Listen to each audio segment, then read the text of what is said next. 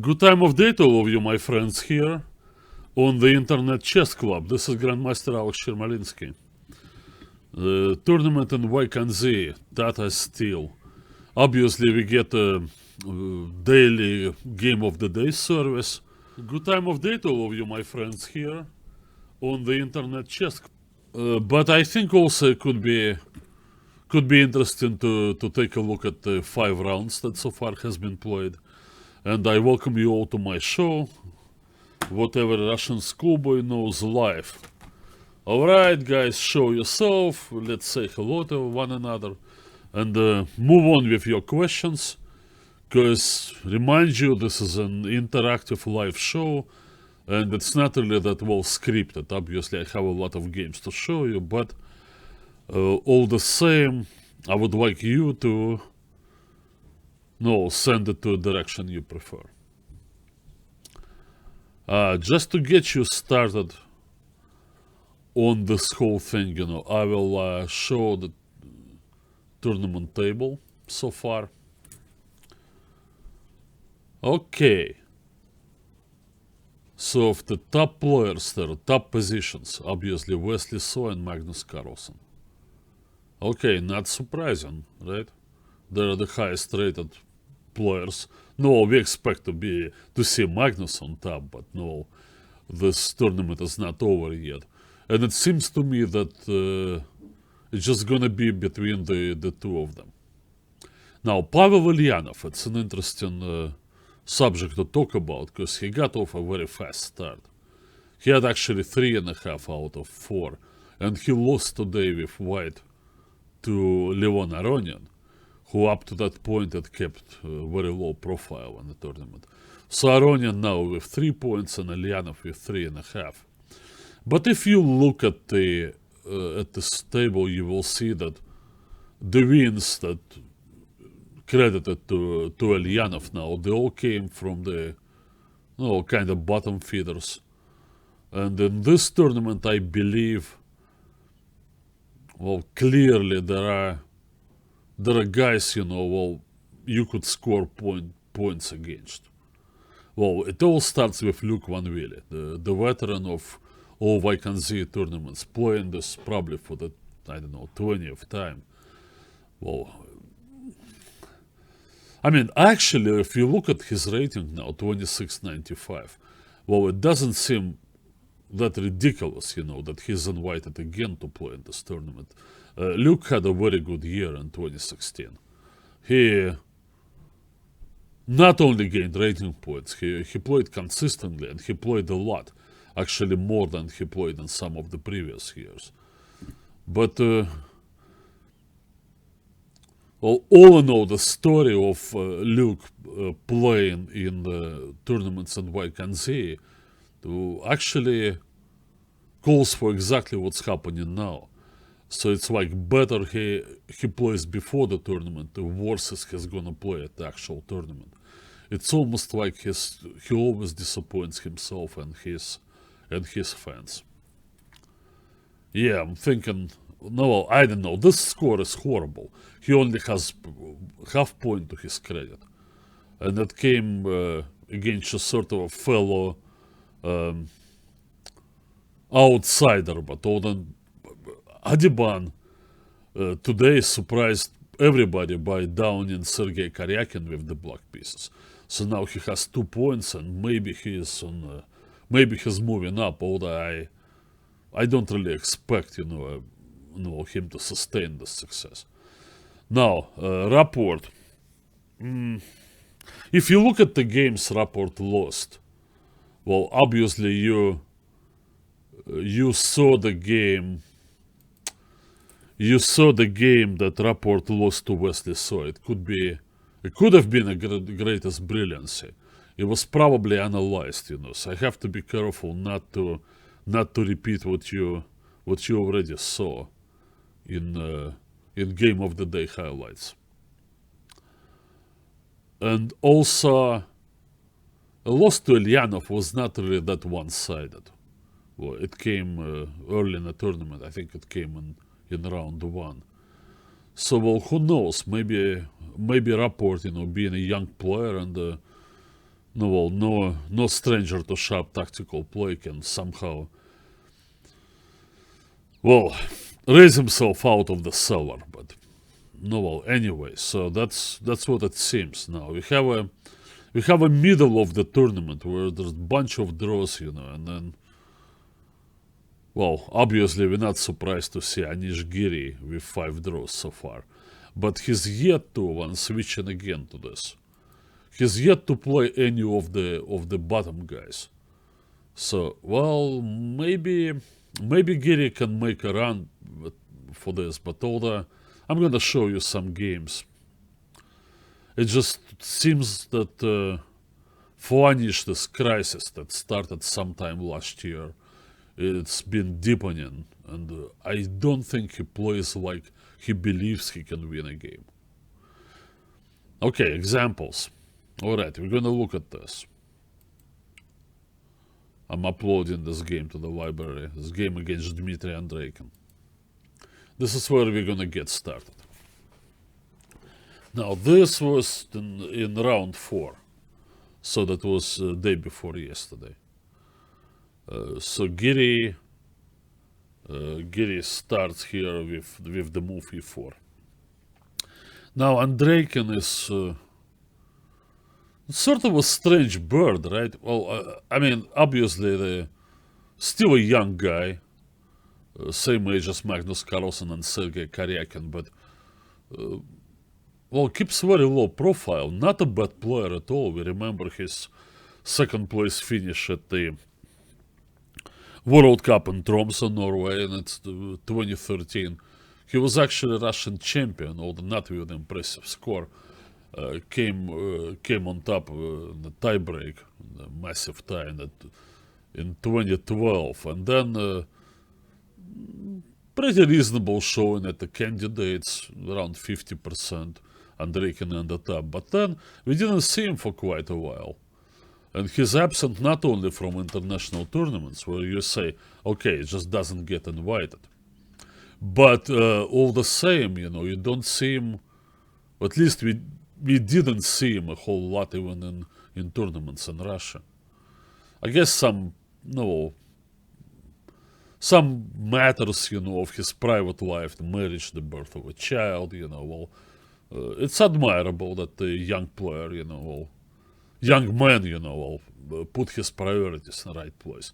But right now, it's kind of now or never, And Andreikin started playing a little more frequently, had some success in open tournaments, gained some rating points, now at 27-36. And a lot of, myself included, expected a good result from him.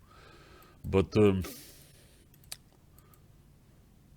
this is it, right? Queen f6. So, it's a sideline, right? No, theoretically speaking, bishop c5 and knight f6 are the 2 moves black chooses from. You may say that Andreikin did not expect this from Giri, the Scotch game. But the Scotch is quite a common opening these days, you see it here and there. To rely on the move queen f6, I don't really know if it's the right approach. Giri played an interesting move. He went back knight f3.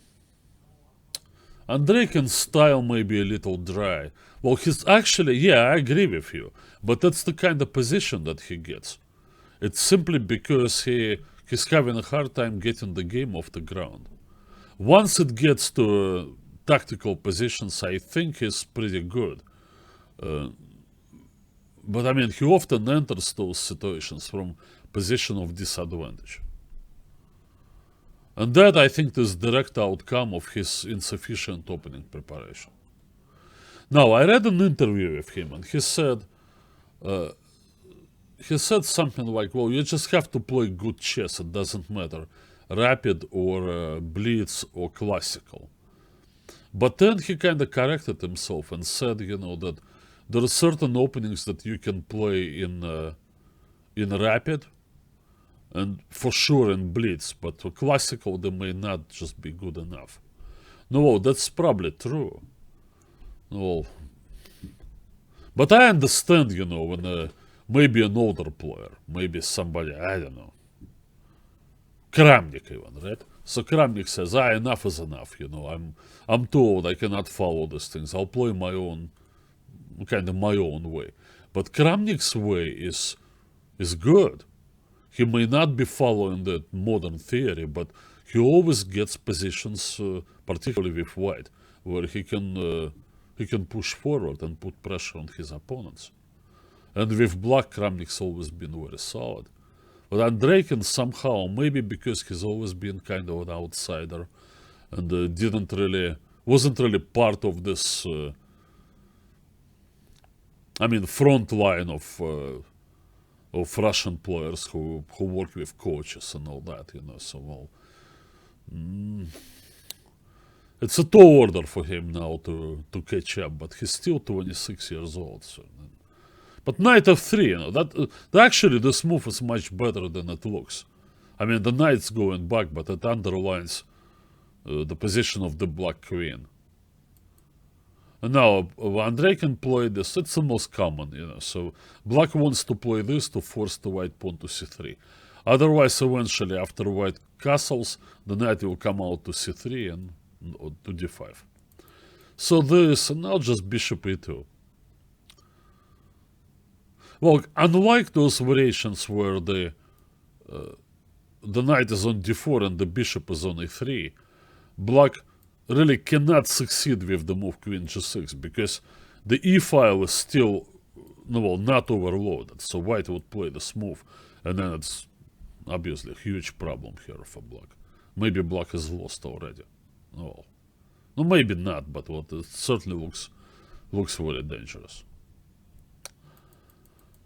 So he chooses to play d6, and now, every time I look at the positions with the structure, e4 versus d6, well, unless black has a particular counterplay, which should involve either the move d5 or strong pressure against e4, then I just believe that black simply has not equalized the game.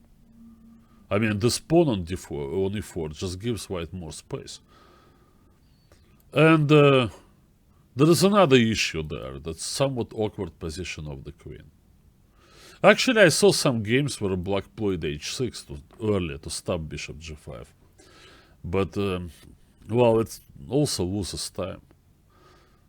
And now, he plays queen g6, and Giri played very strong. I don't know if this whole thing was preparation, or maybe Anish just decided, okay, enough is enough, I'm tired of draws.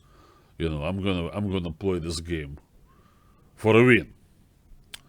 And indeed, he's playing quite good moves. Now, again, this is terribly dangerous. After this move, there is a problem with that bishop going somewhere, possibly d3, and then the move b5. Okay, anyway, there is enough attack, of course, on e7 with the bishop and the rook, so that's probably winning for white anyway. But if you don't castle, then white has this idea of b5, chasing this knight away and increasing his pressure against the knight on e6. So I don't think that black can play like this. I think pawn on e4 is just pure poison.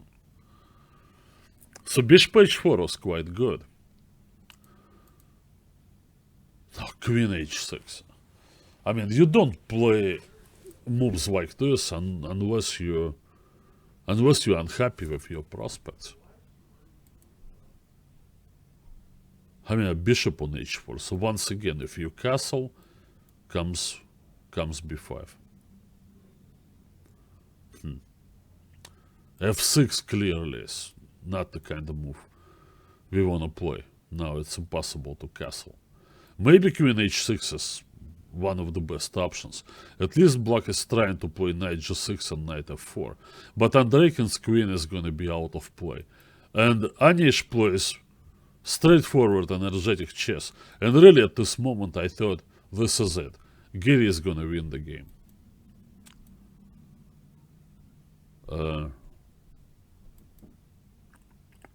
It's hard to recommend anything else.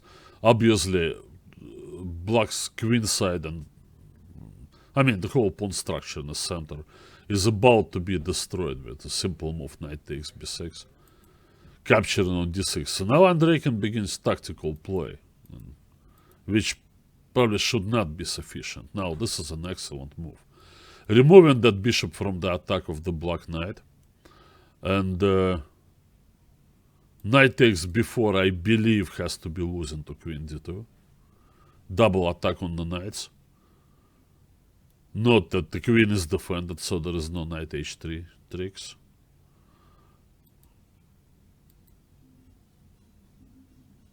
Probably the only move. Plays bishop g4. And now, extremely forceful play from Anish. And now he took on f3, which is correct. An attempt to take this guy first meets with queen g6, threatening mate. And then black gets to capture the pawn on a4, probably equalizing. But now black has to play g5. Well, this is the illustration of what I was talking about. Well, I mean, clearly Andreen was just forced into this kind of play. And it cannot be good for black. He has to play a lot of forced moves just to stay afloat. And he does it quite well. What one wonders, maybe if he had a somewhat better opening preparation, maybe he would have positions like this only with reverse colors, with the white pieces. Okay, now, this is a good capture now, and now bishop c6. Alright, so this is forced. Now, Giri. About a year ago, when Anish Giri completed a very successful Grand Chess Tour series in 2015, when he never lost a game in 3 classical tournaments, playing against the best of the best. The Grand Chess Tour arguably was stronger in 2015 because Magnus Carlson participated in all these tournaments. Yet, Giri never lost a game, and only some combination of Carlson's strong finish at the London Classic and good luck, which follows, the top players, of course, allowed Carlson to ultimately overtake Giri and also Maxim Ashilograf, who was in contention, and win the Grand Chess Tour. So we thought, okay, Anish is going to continue this way, and him being the youngest of the top players, we really expected him to get stronger and stronger. Well, it didn't happen in 2016. Well, Giri dropped some rating points. He's no longer at 2800, so where is he at now? 2773. No, well, that's probably some 25 or 30 points, below his career best. And where are the wins? That candidates tournament in Moscow where he finished with 14 draws. Well, Giri, kind of tried to laugh it off, and he was a man about it, so he took the criticism. I guess in a constructive fashion, but still, somewhere I believe that it affected him. I mean, I look at this position, right? Okay, so black has to do some acrobatics there, not to lose material. But the G file now is open, and white can just play this, right? Okay, no time for queen g7, you gotta recapture this, and then play king there. I mean, what can be simpler here than play rook g1? Okay, granted, well, this is not winning by force. Possibly that invasion to h8 is not gonna win the game, but I mean, look at black pieces, it's just totally tied up. I don't know what to start with here. There are a lot of interesting moves in this position. Probably, I don't know, probably queen d4 deserves attention. Maybe even play rook d1. I mean, this is much better for white. Now, why? I don't know. Don't really know why. Giri didn't like this position, and he went for this, well, trying to hang on to an extra pawn. But maybe he just missed the move rook a5. I'm thinking. But then, black is just so short of ideas, and there are so few pieces left on the board that you're really not supposed to miss, the move that activates a passive piece. Now that rook is maneuvering there on the fifth rank, may even support the queen in some kind of attack against h2. May go to c5 as well. So the pawn on c6 is not going to be there for a long time. So black is now doing much better and he's fully in the game. Still, there are more chances for Giri came later. Now check, king f8.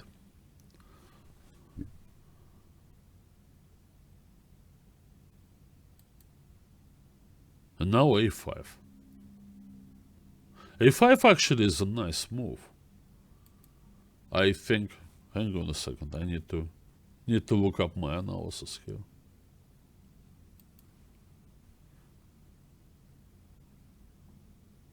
Oh. Yeah, a5.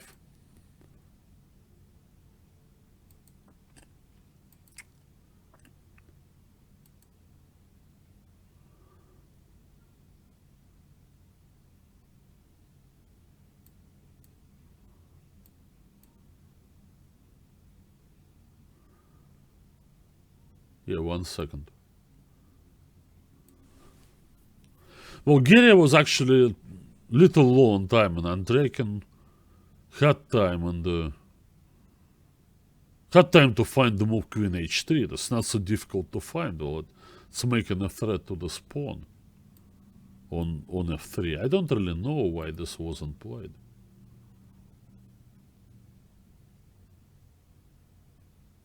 No, actually, this was played. Pardon me. So after.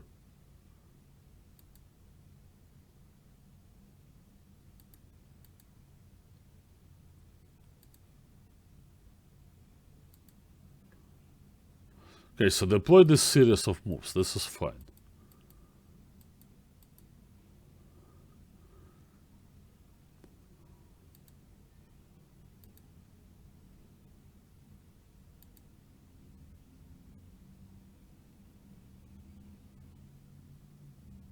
Yeah, but I think a mistake was made earlier. Yeah. Right here, I think. Okay, now, yeah. So the move rook a5. It's a tactical move, of course. Well, the idea was to deflect the white rook and then finish the game with perpetual check. But maybe black didn't need it.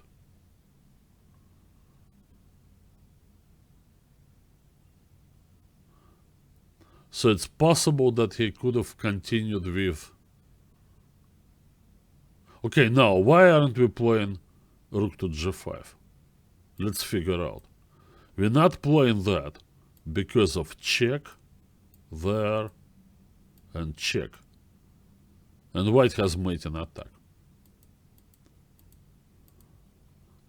So this move, king e7, removes the king from the 8th rank.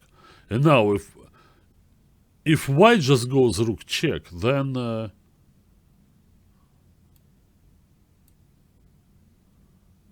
black can do this.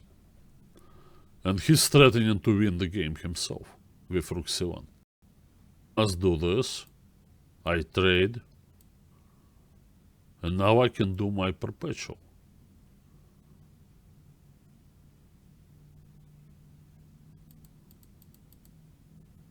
So king e7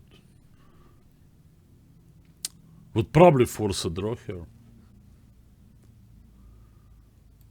So Giri was given a second chance after rook a5. Now he played this well and played h4. I mean, every move is absolutely only move that black plays. So he has to... He couldn't take the pawn, of course, on account of queen a8, because now with the h2 square open, black has no perpetual check. So he had to play queen b3, now king h2 was nice, and queen f6.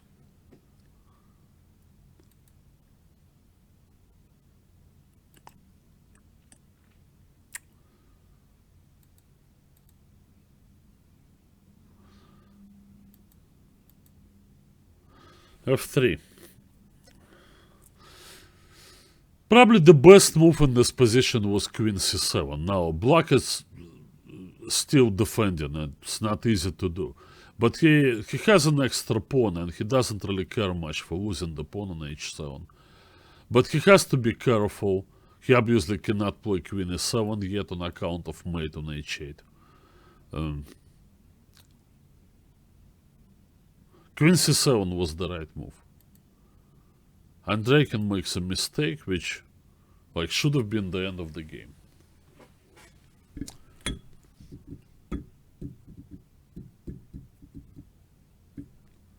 I mean, I'm surprised that Giri couldn't finish this off. Alright, so maybe he missed some opportunities earlier, and kind of let Andreen off the hook a bit, but then he gets a second chance to put the game away. And it's just so obvious, it's really just looking at you, the move e5.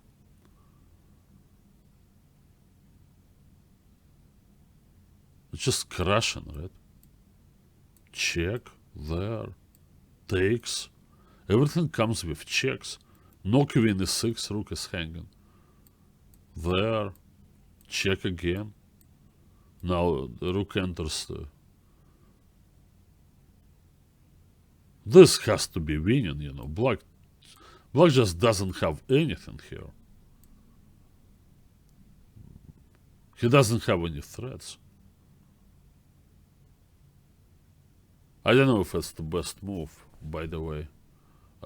Queen e5. Maybe it's good enough, but there is also queen g7. I mean, this looks, with the white rook on it too, it just looks totally overwhelming. The king is no man's land. I'm surprised that e5 wasn't played. And I'm thinking, well, okay, well, stylistic differences, you know. Some people, whatever, they're more like, I don't know, born or trained, you know, well, headhunters, you know, they usually perk up, you know, when they get this kind of opportunity, you know. Well, but I mean, it doesn't matter, you know, like Giri actually, had much more complicated attacks than this one, to his credit.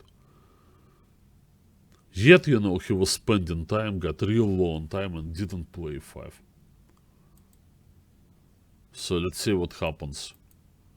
I played this one. Rook e8. So Andreen is back to playing only moves. So rook takes d6 obviously is not a threat. But in itself, the move there, what are you trying to do? Win the pawn on d6. But then you have to trade queens, because you can't allow the black queen to come to f2. So in itself, the move rook d2 is not a threatening move, not at all. Now, another great defensive and counter-attacking move from Dmitry. He's threatening to go queen g1. So with seconds ticking away, Leko played this, and after making the time control, they agreed to a draw. Leko. Giri, what am I talking about? Look, I'm getting this thing, you know, with Peter Leko, you know, like, I don't know, he was... Now we think of Leko, it was this draw master, right? But he wasn't like that. Always. I think Anish is getting into this thing, you know. He is...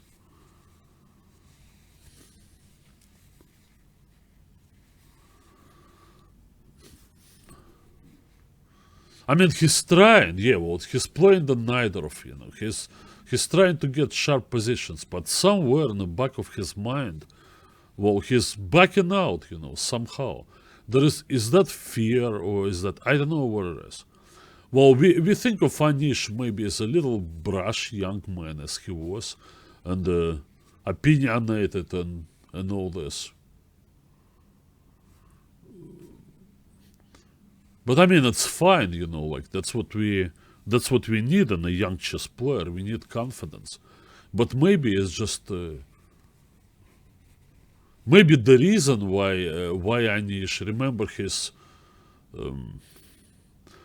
exchange of Twitter little needling with Magnus Carlson. It was a year ago. So, and but since then, you know, well, I mean, Anish was saying, all right, you know, so well, Carlson never beat me in the classical chess and all that, and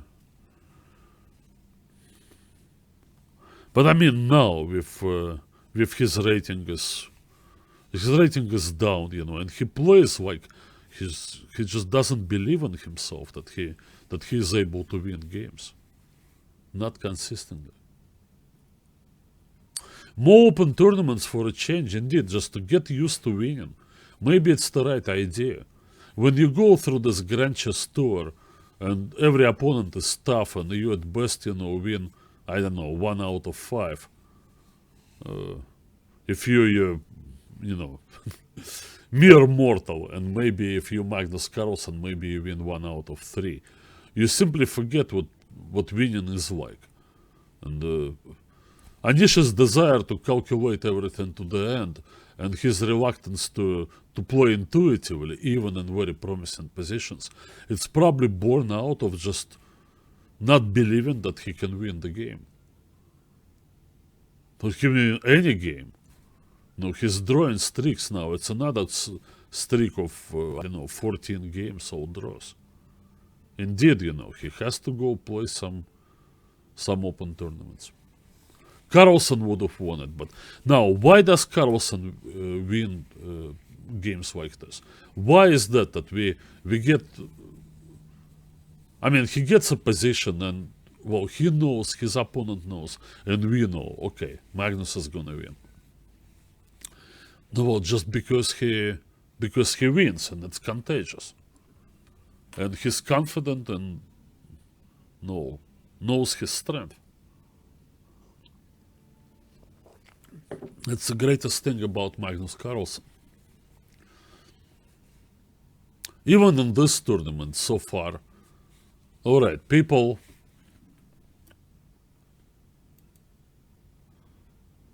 play cautiously against Magnus when they have the white pieces. Magnus had white twice in this tournament, and he won both games. He beat Wojtaszek and he beat Wei, both quite easily. So he's gonna get more chances. Yeah, I'm looking at this. The second half of the tournament is just Wesley So and Magnus Carlsen just pulling away from the rest of the pack and sorting out between themselves. Expect both of them to have pretty high score in the tournament. Yes, I'm gonna talk about the challenger group. Let's do this.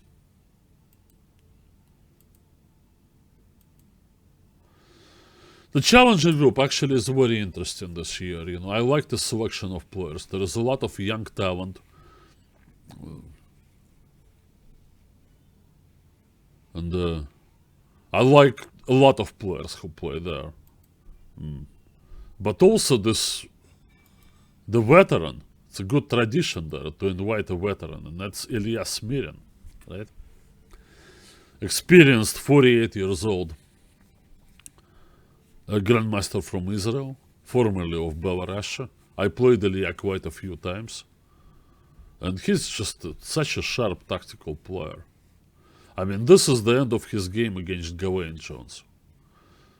Well, the game itself was really nothing special, and it seemed the approaches to time control that it's probably gonna remain balanced.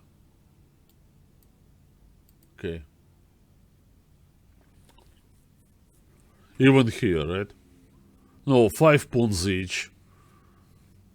White has his own weaknesses, pawns on c4 and e4, and black seem to be doing just fine. And then Ilya plays this move, right?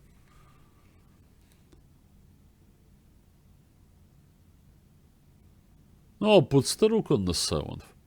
And Gawain Jones, who probably was little low on time, didn't... Maybe he underestimated White's threats. Or maybe he missed that idea that just reminds me, once it was executed on the board, reminds me of some games of Garry Kasparov, his famous attack and wins against Karpov on the white side of the Ruy Lopez. Look what happened. The h6 actually loses. Queen f3. So mate is coming from f7. And amazingly, the reply to rook takes d1, Smirin just ignored that rook. King h2. Despite the sexta rook, there is no way for black to stop the mating attack.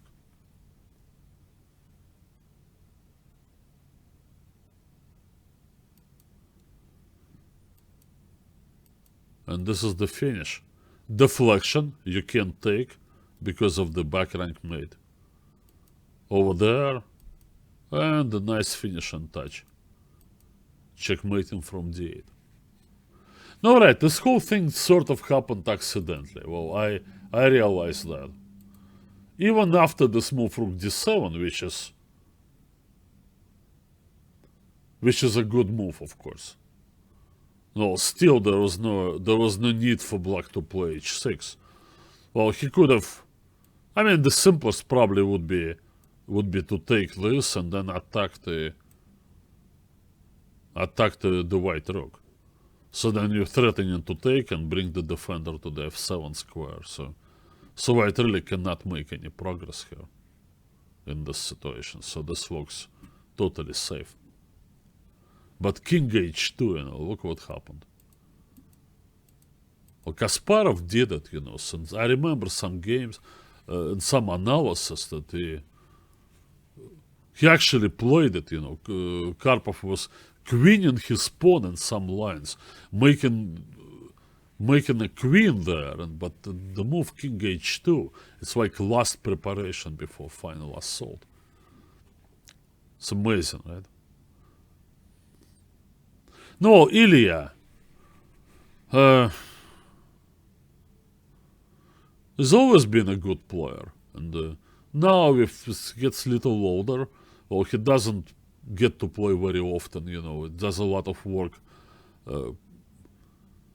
Actually, no, as a commentator, he's often there on the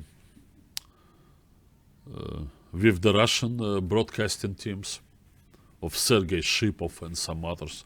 So he's there, and I think also he does some coaching.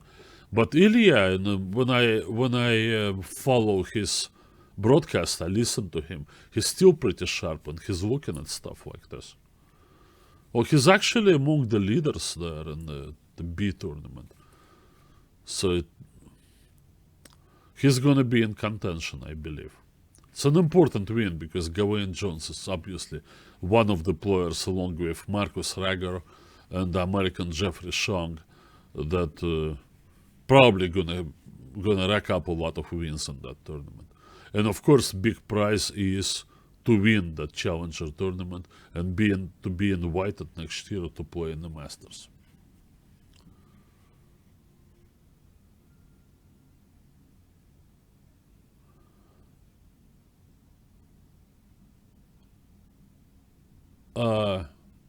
Rapport's game, well, that was a fantastic game, but I believe that game was covered already. So I don't really want to, don't want to talk about that game, you can find analysis everywhere. Indeed, it was a heartbreaking loss for Richard. He played really a fantastic game. And, if he just brought it to conclusion, it would have been the early candidate for Game of the Year. Of course, 2017 just started, so we don't know. Yeah, Jeffrey also he suffered a loss, at the start of the tournament, possibly caused by jet lag. I think I talked about this when I did my game of the day, well, at the start of the tournament. But well, actually, a Challenger tournament featured some pretty tactics, and the next one is amazing. I'm not really familiar with the player with the black pieces. Vladimir Dobrov represents Russia, not really a youngster, and not really high rated, 24.99. I heard somewhere that he won some kind of qualifying tournament to be invited into this challenger group. I remember that there used to be what they call the C tournament, which would be one step below the challenger event. They canceled that. Or maybe they hold it at some other time. Maybe that's where Dobrov qualified from.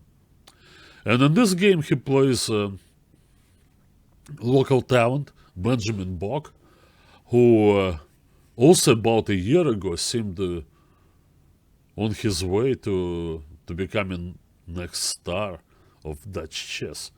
Benjamin really played well. He was gaining rating and all that, and he played like it. But somehow lately his luck turned and he's not really playing that well. Well, he's still over 2600, but barely 2608. Hasn't made any strides.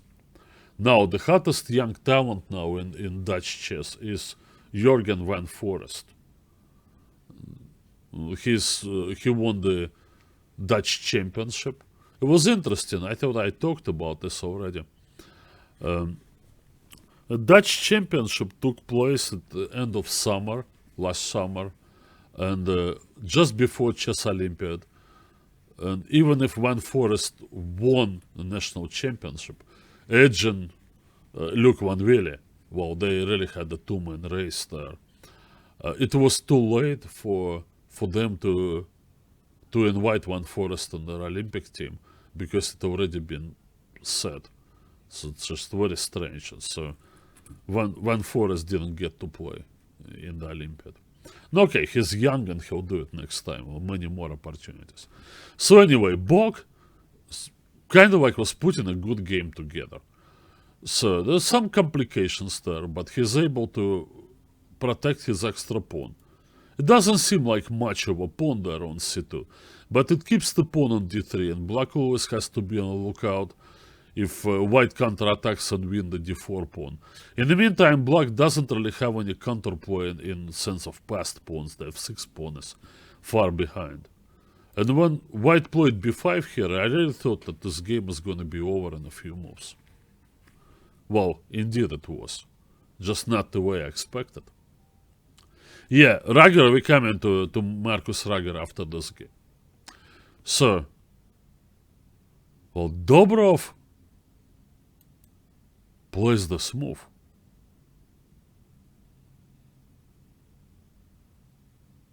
I mean, what? b6. Believe me or not, b6 loses the game. This is how it ended. Now there is mate in 2. Whatever, if you do b7, check, and then mate.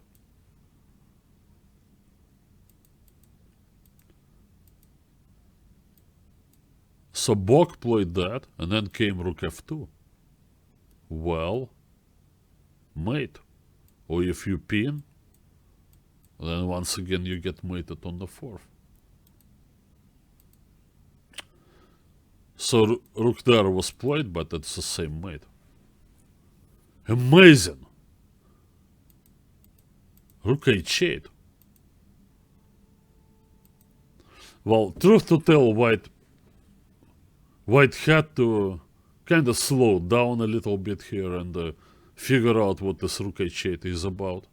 Because clearly black doesn't have many possibilities. And so rook h5 had to be discovered.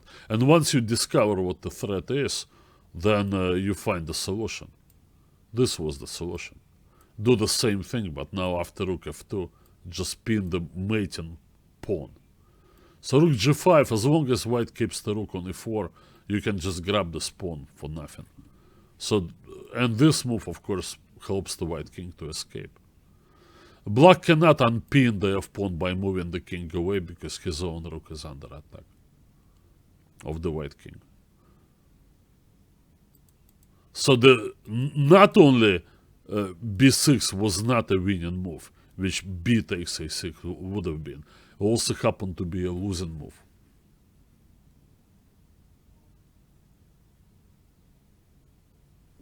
You think so that when Forrest Hansen?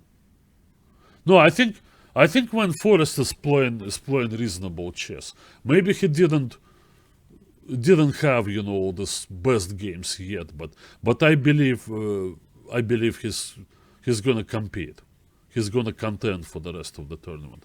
Now I'm looking the race in the challenger group is shaping up between Marcus Rager, of course, Ilya Smirin. You gotta respect what Smirin has done so far. He's 4 out of 5. Then I think Gawain Jones is gonna join this race. He's just too strong. To be the knight only because of one loss to Smirin, which I already showed you. But I think Van Forest is also gonna join this party. I know. I thought maybe Eric Hansen, but so far Eric hasn't done a whole lot in this tournament. I really like Eric's chess, and we're on very good terms, and sometimes we work together online. I like Eric Hansen a lot. Well, who knows? Maybe he's a streaky player. Maybe he's just waiting for a chance to get on a winning streak. But so far, it seems like it's going to be and Jeffrey Shong, of course. So we have Rager, Smirin, Jones, Shong, and I think they're going to be joined by Van Forest. So that's like 5 people in this race. Let's see how it plays out. So far, Rager is ahead of the pack. And this is arguably, I don't know, maybe the best game. I'm going to show you how he defeated Eric Hansen. I was really impressed with this game. So it starts off as the anti-Berlin. Okay, well. And now d6. No, most of the time we see bishop c5, of course, played by Kramnik and all other experts on the Berlin. But Eric is, he's a sharp player, so he likes to complicate matters, and him playing the Berlin is not because he wants to make a draw. He believes that in the Berlin he can create unbalanced positions, which is true. But once white plays anti-Berlin, he just didn't want to continue with bishop c5. So now he plays this. Now black has this plan. He goes knight d7. Regrouping the knight, and white... Normally that doesn't work if the white pawn was on d2, because white then would play d4 in one move. So here at least, black kind of wins a tempo on this. The situation is probably... Still, it remains to be seen if black has enough counterplay, because he does surrender the center. So Marcus now plays this move. Look, he invites bishop takes f3. He would take with the pawn. And then, since white controls all the key squares there on the 5th rank, thanks to strong center, he can even play like king h1 and rook g1. Black could create problems against this pawn structure, but for that he needs to occupy the f4 square. But his knights now are very far away. So Hansen doesn't want that, and he plays for f5. Okay.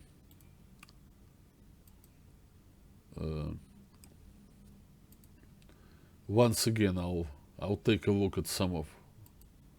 okay, hang on a second. I need to consult with my analysis. No, even I cannot remember everything. f5. I don't think f5 is strange. It's an attempt at counterplay. So he's trying to remove the e pawn and possibly push the f pawn forward. I think it's logical, but white just has this remedy, so it takes. Now, bishop f6. Now he's thinking of taking on f3, and white, of course, wouldn't want to take with the pawn now. Well, otherwise, the pawn on d4 will be lost. Yet, Rager just doesn't care, you know. He just moves his knight over to the middle. Well, now, this was a bailout kind of attempt. Okay, abandon your main idea, which is to attack the d4 pawn. Well, Hansen probably felt, you know, that he's gonna be worse now for a long time. Because white at least always has the possibility of capturing on b6, which would double the pawns and give white better structure. But more likely is gonna place the bishop to d4 and dominate on the long diagonal. This bishop pair, you know, could be important. But still, you know, this was the most resilient way of playing. But Eric went for this, eliminating the central pawn. Look what happened. Somewhat surprising, right?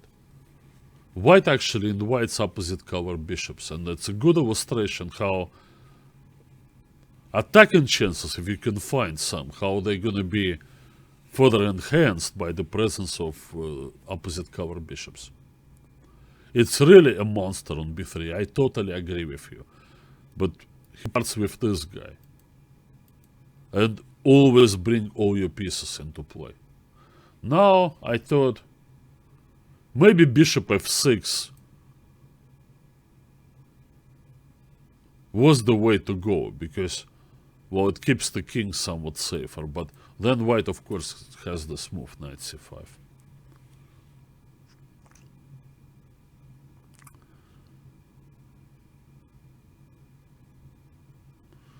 Oh, well.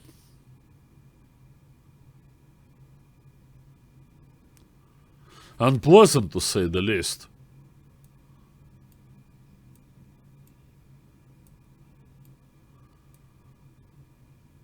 Do we go for this?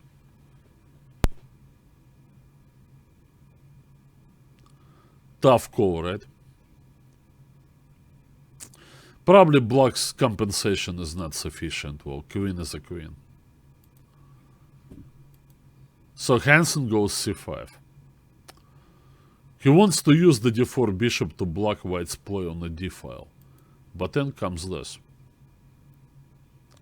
The problem for black is that he knows that, no, he needs to push that queen out. But after queen g4, the d6 pawn comes under attack. And also this queen is extremely uncomfortable. Now, with the white rooks. White just has more active rooks.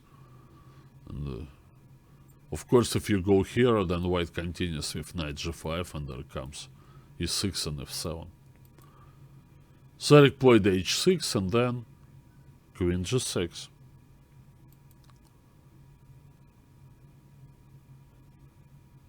And now, very thematic. Brilliant finish. The main idea of this move is to clear the diagonal for the bishop. So on this, white just plants bishop c2. And now he will move that knight, okay, probably by capturing f6, and he will deliver checkmate.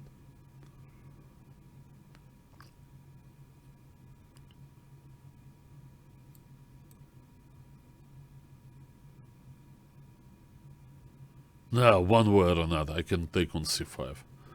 Clearly. f6 is such a nice move. What did Hansen do? He played queen c7. Now another shot.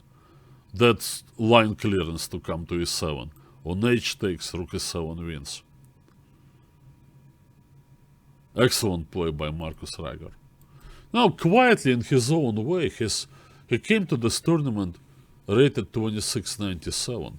But I believe that he really elevated his game, and he deserves to be in the 2700 club.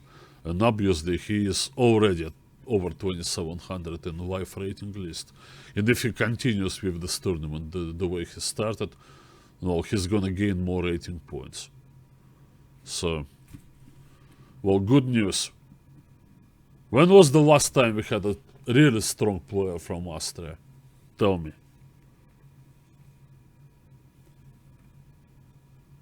Probably not since Karl Schwechter, right? There was a talented player maybe a decade or a decade and a half ago, Klinger. Well, but nowhere near as good as Rager now. And I think Josef went into poker, became one of the more successful chess players in the field of poker. So I don't know, Austria, well, that great tradition of Wilhelm Steinitz, first world champion, and Karl Schwechter, the great challenger to Emanuel Lasker, and well, who knows? Who's an expert in the Caro-Kann? Dimitrios, tell me. Is Rager the expert on the Caro-Kann? I'm not really that familiar with his chess. He probably is. F5 move was bad. No, well, it turned out to be bad. No, well, to me, more credit goes to Rager for finding this idea with knight e4 and so on, rather than, oh, okay, he just picked it up, 3 point because black played a bad move f5. I'm not sure f5 is so bad. It is risky, yeah, but maybe this move had to be played. Just capture back, but I understand why Eric didn't want that, because his whole idea was to keep the pin and mess up White's king side and maybe win the pawn on d4. But if he plays bishop takes f5, I think he's in the game, and maybe White has some advantage here, but it's hardly of decisive nature. Yeah, so that's what I noticed from the Challenger tournament. Yeah, Rager, okay, yeah, well, I didn't know he was an expert on the Caro. He certainly looks like a complete player. Now, question is about Jan Nepomniachtchi. He is the guy who had a fantastic second half of 2016.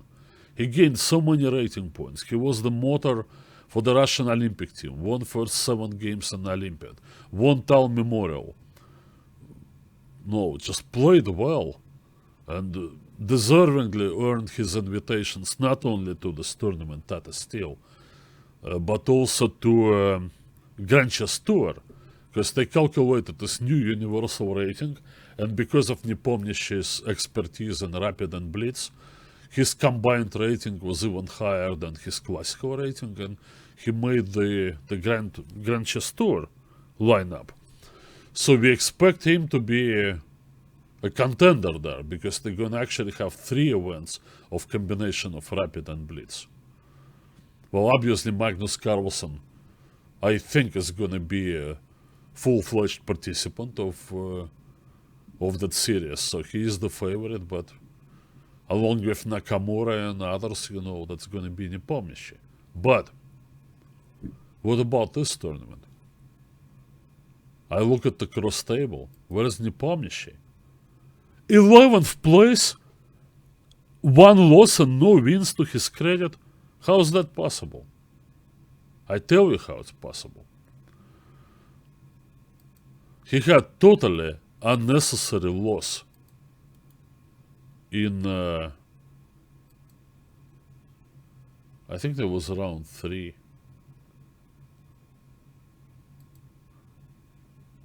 Well, this whole game, was rather strange affair. Actually, Wei played it very well. But I thought Nepomniachtchi had some compensation for the exchange in the endgame. But Wei played very well, and he went this far. Now, so what's the deal here? We've seen this already in many games. Well, the answer to this is that a lot depends where the kings are. Because black, of course, is going to anchor the bishop with the pawn. And then, what kind of winning plan does white have? Since the pawns are like a-pawns, that simply coming over and sacrificing the exchange on b4 can only win the game if the black king cannot get to c8 in time. Okay, let's think about it. So, capture here, king f7, rook goes there. Okay, now, in what situation? In order for us to sacrifice on b4, we need to keep the opponent's king on the f file, because then we sack, and if our king is in the square of the b pawn, then we can queen the a pawn. That's exactly what happened, because in this position, Nepomniachtchi went with the bishop to c3. Now came this move. I simply pushed the bishop out, because on bishop b4, white wins routinely by queening the pawn. The black king is out of the square. So why is that I'm claiming that this position is a draw? No, simply because that white cannot have it all. White cannot attack this pawn and keep the black king cut off at the same time. So bishop c1 just holds it. Now, if you do this, then the bishop comes to a3. So white cannot attack this pawn, and even if he could, black could defend with bishop b4. In the meantime, the black king is about to cross to the e file. It is interesting what the black king should do. Actually, it's better for black to stay out, because one position here. Okay, I'll show this to you. Suppose white plays over here, right? King there,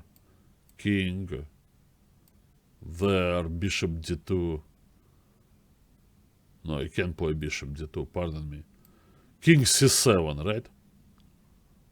It's actually a losing move, I believe. White plays this. And now white is going to win now, because he can use Zugzwang. Watch, this is very interesting.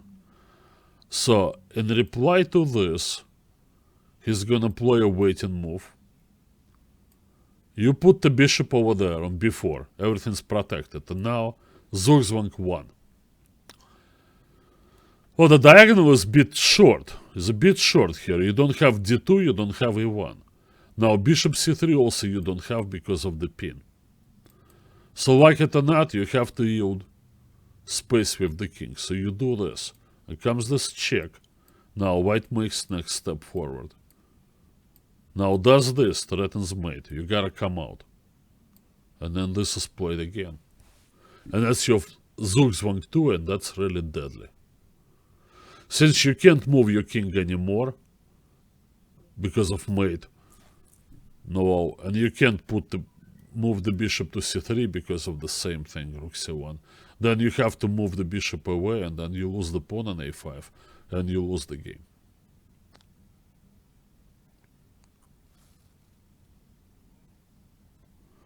I play both Caro-Kann and Sicilian. I liked the Sicilian throughout most of my career, but at some moment I needed a backup opening, and I studied the Caro-Kann, and I mean, I had reasonable success with the Caro, but no, I don't really blame the opening. They developed particularly this advanced variation was just giving me a hard time. And it's getting a little harder now to play the Caro-Kann, but I'm not going to quit, I'm going to continue. So this is how white wins, but in order to avoid this, black shouldn't bring the king over there. It's unnecessary. All you need to do with your king, right? So this is the situation. Is to stay there on the e file. You don't need really to go any closer, because in all these situations, think about, even if white uses some kind of a, I don't know, rook thing, rook a8. He's still not threatening to take. It takes on a5, we trade, king d7, king b6, and king c8.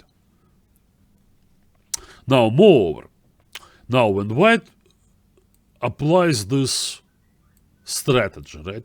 So he wants to push the black king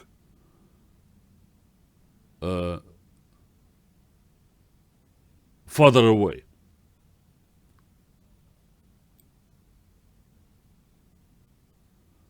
How is he going to do this? So on a waiting move like this, he's going to do check, right? And now if the king goes this way, he's going to attack the bishop tempo and then check.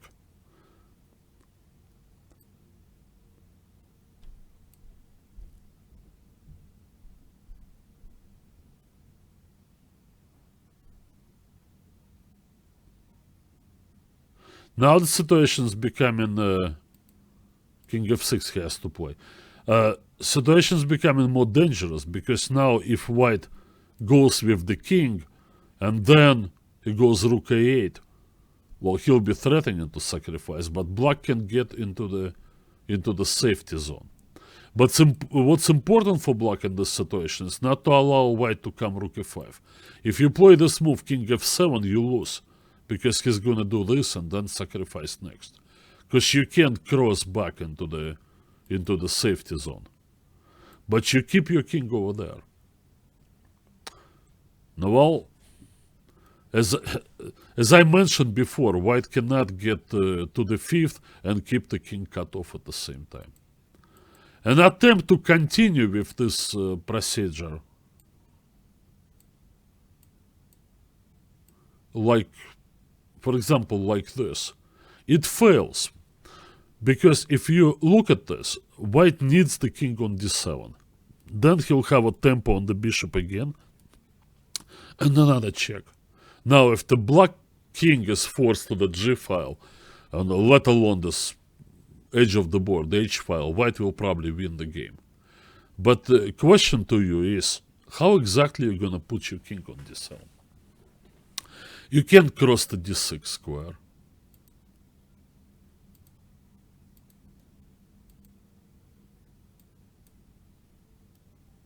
So that bishop that sits there on protected square and protects the pawn also influences some proceedings on the board by taking away d6 from the white king. So white simply is stuck here.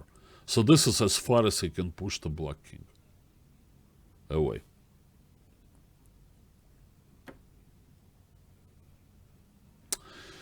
So this all, I mean, I made a video a long time ago, and based on the game Making, Enrique Making versus Rustam Kasimdzhanov. I mean, I talk about this a lot. Recently, at the World Rapid Tournament, there was a very similar endgame. Only the pawns were a3 and a4, I think, and there was a light square bishop. Essentially the same thing. Nepomniachtchi was there. And I expect, top 10 player just to be aware of this. And I mean, it really pained me, when I saw a talented player like Jan Nepomniachtchi to play bishop c3 in this position, only using maybe 1 minute out of 1 hour and 20 minutes he had on the clock. It's simply irresponsible. I think he played this because he was just blitzing the last moves out. I think in his heart, he kind of resigned to a loss of this game already. Why? Because he was unaware that these positions can be saved? No, that's the big gap in his chess education. I mean, Kramnik, I remember Kramnik Ponomariov game. Kramnik knew exactly. He was able to cut off the king on the c file and set up this Zugzwang, just like I showed you, only on the mirror image on the other side of the board. Well, now, of course, everybody is using this databases, I mean, table bases, rather. So everybody the internet was a buzz, Oh, well, he lost a theoretically drawn endgame. And like it or not, I mean, you can't shrug it off. I think it affected Jan. Really an unnecessary loss. He played a tough game and tough defense and really should have saved this game. All right. Another thing, about Nepomniachtchi's tournament. Did you see his today's game against Carlson? This is the position, right? All right, so Magnus sacrificed a pawn out of the opening. And, no, probably always had enough compensation, but not more than to get equal chances at best.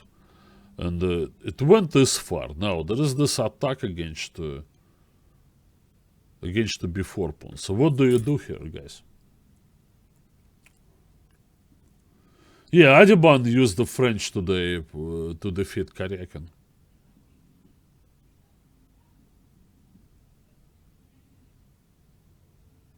I have 61.9% winning games. Maybe. I don't know. It depends on your opposition, right? I played so many open tournaments. Well, I mean, first rounds, they used to be, they even now most likely are mismatches. So when I face somebody 300 or 400 rating points lower than me, well, I'm supposed to win. Well, it's not like I scored 61% against the players of my strength. Then I would have been much higher rated. Yeah, Hare Krishna beat Giri. Yeah. Anyway, so about this, right? Now, what if white pushes forward? There's like forced line, I don't know. A4, king there, this. Okay, so protect this pawn. Now you wanna bring the king out. Looks to me that black is gonna have to play rook b3. Maybe even Nepomniachtchi, have so much respect for Carlson's endgame play that he felt, oh man, I may lose this. Look, that he's getting connected passed pawns. But I mean, in reality, the white king is right there.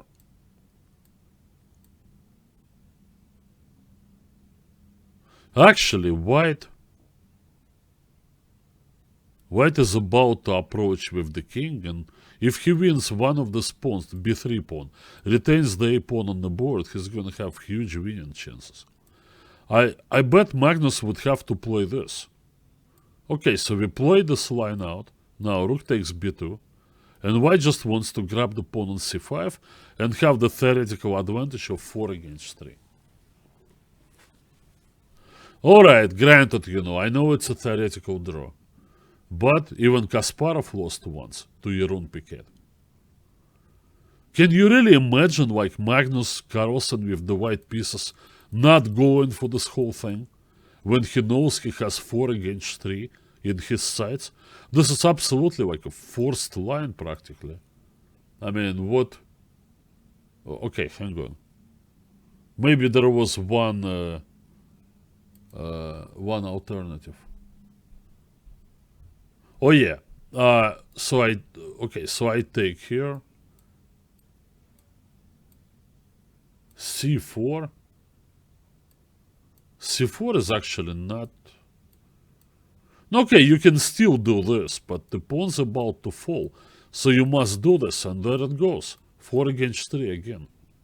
White simply wins this battle on the queen side because he has a king in play, while black king is out of play.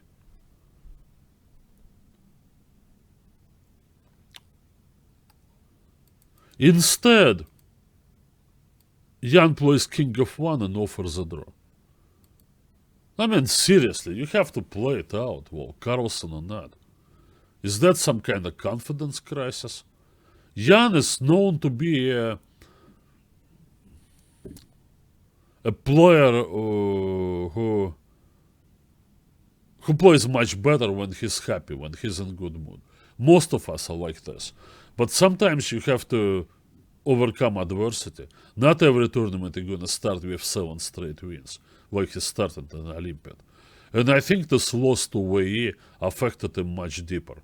It's time for him to snap out of this, because No, he still has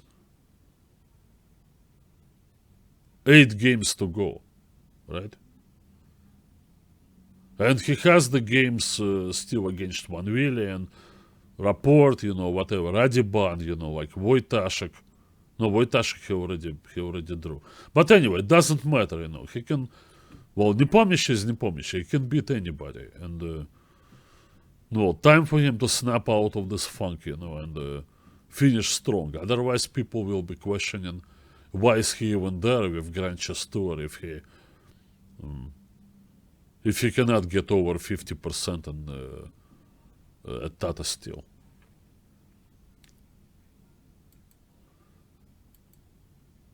Now, about the leader, Wesley So, what do you say, guys? Are you impressed with the way Wesley plays? I am very much impressed with quality of Wesley's chess. He won 3 games in a row. He's at 4 out of 5, clear first place. Now, the Rapport game, obviously, stroke of good luck, but this, I think, was a good win against Van Willy in this endgame. He was black.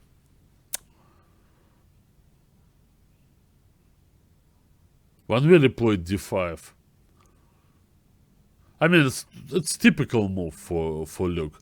So he likes aggressive, sharp continuations, and this is a temporary pawn sacrifice to bring the rook over there and grab on d5. Well, he had an alternative in bishop f4. The idea was that if black keeps the bishops on the board, then you can play this little strange move, bishop c7, but it just stops rook b6. Black obviously doesn't want to play b6. But then what is black to do? Chase the bishop away? Okay, fine, the bishop goes back.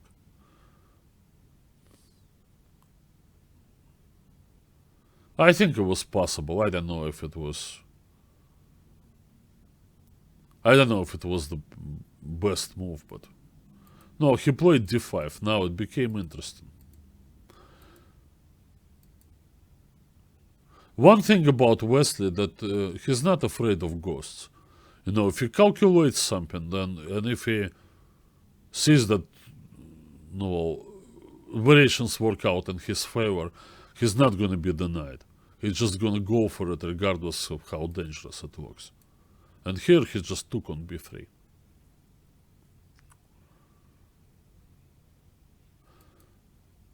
His idea was this, similar to what Carlson was thinking to do against Nepomniachtchi. So use this method, right? When the opponent's rook supports his pawn, then you cut across like that and block the file. d7 is good, and now bishop c7. This moment, Van Willy, who's in poor form and constantly low on time, and not playing well when he's low on time, missed his last chance, which was to take. He probably looked at this, but then thought, oh man, there is c4 and there is nothing I can do. No, he just maintains the pawn chain and then eventually brings the king over and wins my pawn. I lose. Well, that's because of rook d1.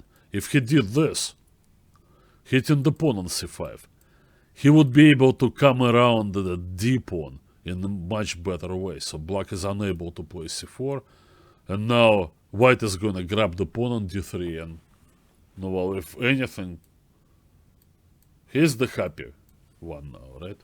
Bishop d8 is forced. I mean, you can make a draw by taking on d8 and playing rook d6. I mean, white is already absolutely out of danger here. He's not even down a pawn. But once Van Willy missed that and played b3, which is a bad move, now it's just too late.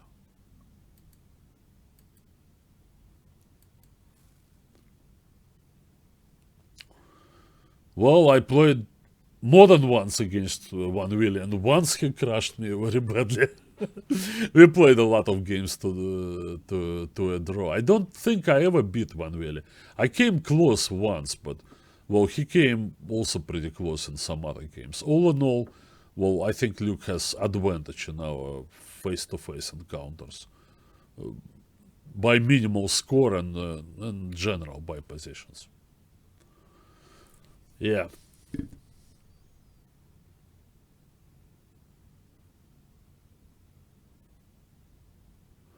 No, well, about this Nepomniachtchi thing, no, well, I understand that maybe it's not the way he should play chess, but I mean, he should still play it out. I'm really disappointed that he didn't go for the whole thing to get this 4 against 3 and just at least sit there and play 10 moves. You know, to get some kind of psychological edge. No, well, they're going to be playing each other Grand Chess Tour, you know. Well, Jan cannot hope, you know, to do well in this in that contest if he doesn't push against Magnus. Well, Magnus is just one of the players there. If the position offers you some chances for a win, you go all the way.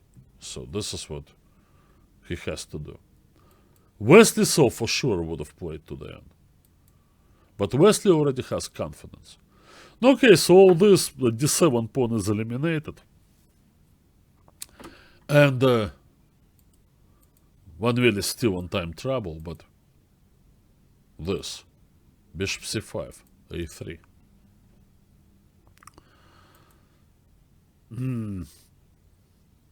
I think when Luke played this move, he miscalculated. It was move 39, just before time control. The most pragmatic approach would be to take, right? It's pretty hard for black not to lose this pawn on f5. And if he loses this pawn, then white will protect f2, and it's hard to use this bishop to help the attack. I mean, I think it's much closer to a draw. That was so simple. When he played this, I thought, you know, he had this idea. Van Willy loves to counterattack. Something like this, already setting up perpetual check. But when I reached this position in my express analysis, I found the move that wins.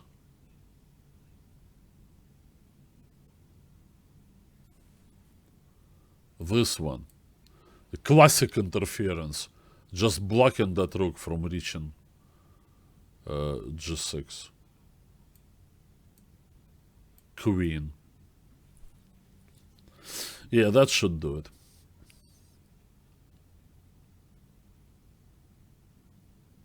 Well, we up a queen for a bishop. Yeah, bishop d6 would be a winning move. No, not bishop g7. I didn't like bishop g7 because of... I saw something here.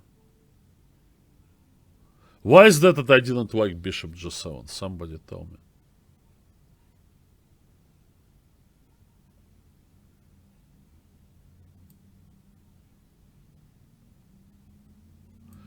Now I'm confused.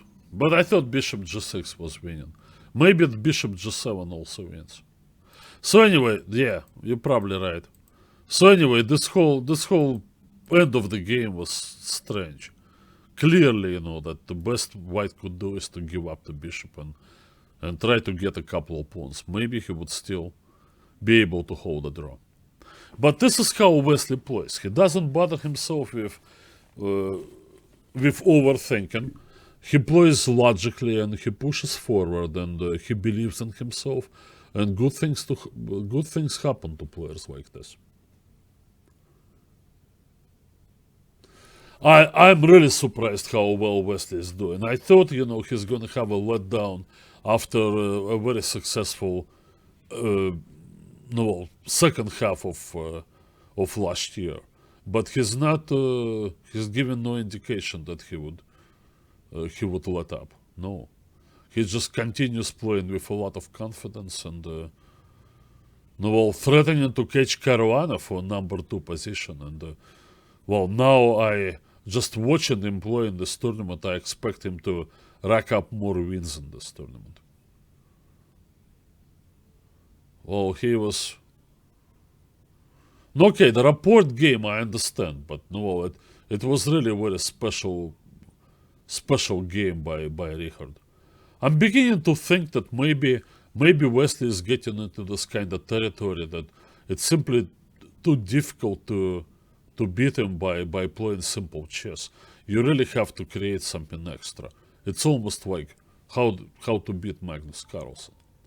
Magnus sometimes beats himself, but no, Wesley doesn't. He keeps his head where it belongs. So he is very objective about the situation on the board, and that helps him a lot. Yeah, now I must admit, that I was wrong about this, and I shouldn't predict, anything, but maybe I'll jinx poor Wesley. Anyway, so the way I look at this, we're returning for the one last time to this cross table now. Who do I expect to do well in this tournament? No, competing for first place, I see only 2 people, Wesley So and Magnus Carlson. Elyanov, I believe that, great start he had, 3.5 out of 4, but he lost with the white pieces to Aronin today. And one more game with the white pieces, he didn't play well, particularly in the opening. It's against Hare Krishna. I think he was fortunate to survive in that game. And, I don't know. To me, Elyanov plays well when, he doesn't expect, to do well. He's a very good positional player, and he has endgame technique and all good qualities. But he needs his opponents to try to beat him, So when he comes out there and says to himself, okay, now I have to play for a win because I'm in a leading position and all that, then, I'm not sure, that he has the chops, to do this. There are also some, I don't know, these days the chess players, they use Twitter and, I know, sign of times, and they say certain things, that, I don't know, don't they regret that they say some things publicly? I'm not sure. Anyway, so I'm thinking, Elyanov, so he beats Rapport, in that game that actually could have gone either way, and then he says after that, I couldn't understand what my opponent was doing. No, yeah, it was pushing forward. Little dismissive, and besides all this talk, about being in a race with Carlson, there was a little bit too soon. So you got off a quick start, 1, 2 or 3 games, and that's still not reason to believe that you will stay with Magnus Carlson through this entire tournament. And now he lost to Aronin. Speaking to Aronin, I don't know. Levon, maybe Levon will do well, but I don't think he has it in him to really keep pace with Carlson and So. I don't think Levon is that ambitious anymore. I think, he just wants to have good results. No. He realizes that he's no longer number 2, he's no longer a top contender for World Championship. He just wants to go on with his career and, enjoy life, enjoy chess, there's nothing wrong with that. But I think, it's the right decision for him, because he has to cut himself a little slack, because clearly, when he was trying too hard, the results were not there, quite opposite, in all those candidates tournaments. So Levon is going to finish 3rd in this tournament. Now, Anish, I still believe that Anish should open a winning streak. I don't know if he can win 13 in a row. Maybe. Others, I don't know. Andreikin didn't impress me. No changes in his opening preparation. Hare Krishna, no, plays well, but sometimes doesn't. I don't know. I don't see any of them. With Karyakin, well, I don't know. Today's loss was quite depressing. I don't see Karyakin doing very well on this tournament. Oh, but anyway, just my predictions.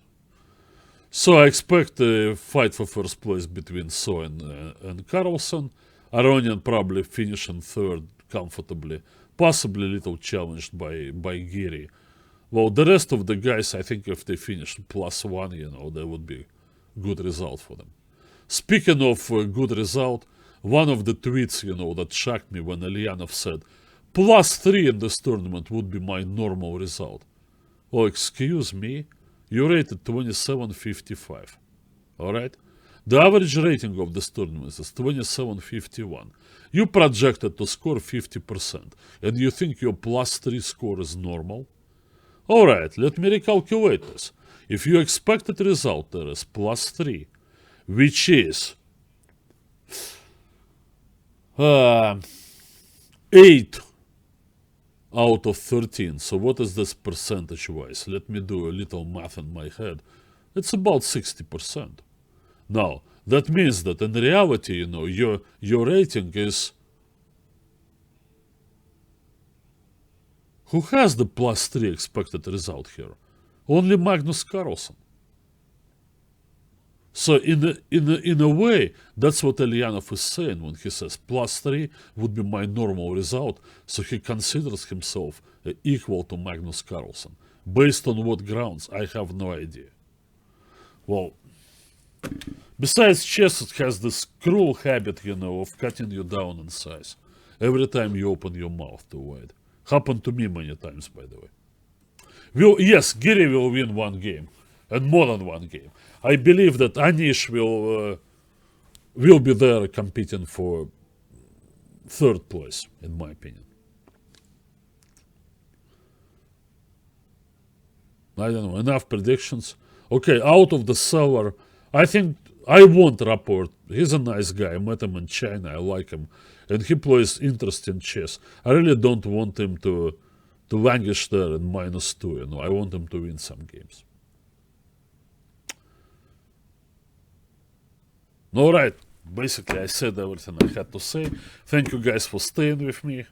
And, okay, we'll watch more chess beginning tomorrow. I think I'm gonna be in charge of some game of the day. Let me double check. When is my game of the day coming? No,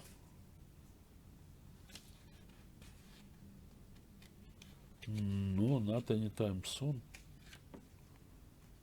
No, I'm doing... Oh, okay. So I'm actually meeting with you next week. Yeah, next week. So we'll talk more. We'll talk after round 10.